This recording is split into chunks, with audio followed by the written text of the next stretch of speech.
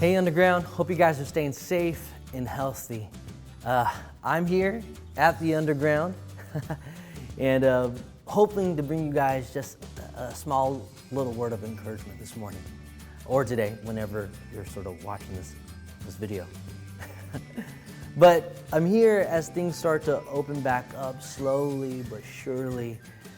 We just thought it was super fitting to be able to do this video here in this space.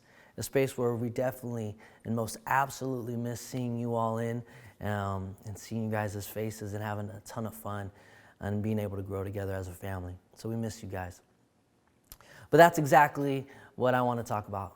I want to talk about how things are slowly opening up and it made me start to think about how I can respond to that, because there is sort of this underlying mystery that things could all of a sudden change again. And I mean, we are in Jumanji, right? Level 6. Yeah, that's kind of scary.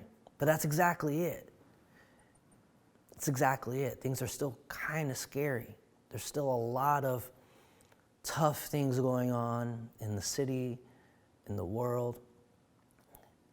Yeah. So it made me think of this story. A story in 1 Kings chapter 17. And it's a story about a guy named Elijah. Now, before I go, I'm going to paraphrase the story. And so I want to absolutely insist on you guys reading 1 Kings chapter 7 on your own and see how God sort of speaks to you through that story. But as I paraphrase it, one of the things I want to land on is this notion of hope and maybe what it could mean to act on it. So in the story, Elijah tells the king of Ahab, who was doing a lot of evil things at the time, that there's going to be no rain, there's going to be a drought.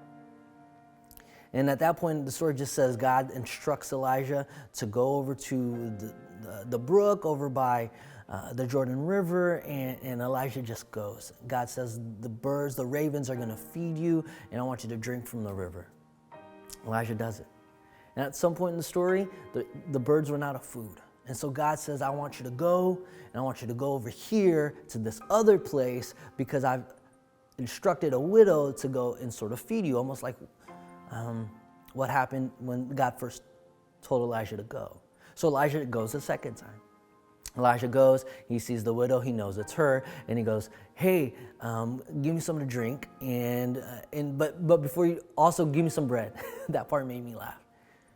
But then the widow goes, hey, I don't have a whole lot. All I have is enough for me and my son, and that's all I got. And in fact, this might be our last meal because we're running low and we might die. We're going to die. Elijah says, don't worry about that. Go and get me something to drink, but first give me some bread. Read it. That's what Elijah says. First, give me some bread. And then he says a line that really stuck with me. He says, your containers will remain full until the rain comes, until God sends new rain. And the widow still sort of hesitantly does this, and Elijah again says, hey, go give me some bread first. But the widow goes and she does this. And she discovers, man, Elijah was right.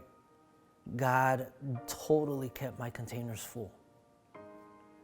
And that was encouraging to me, because as I was thinking about how we can encourage you this morning and how God might be speaking to me or to our leaders or to you all,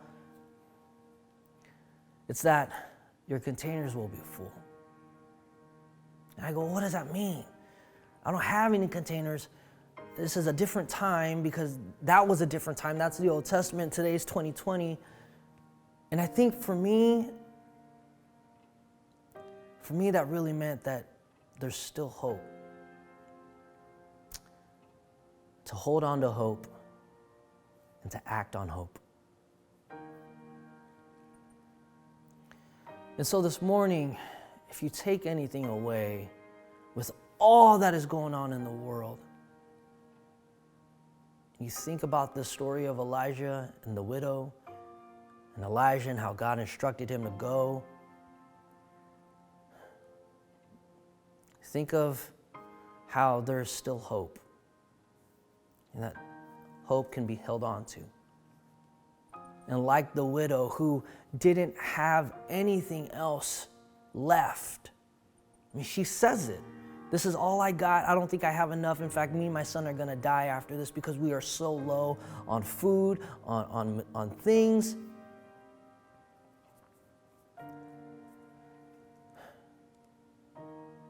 And sidebar, maybe God is telling somebody, just do it. Just do it. And if that's you, just do it.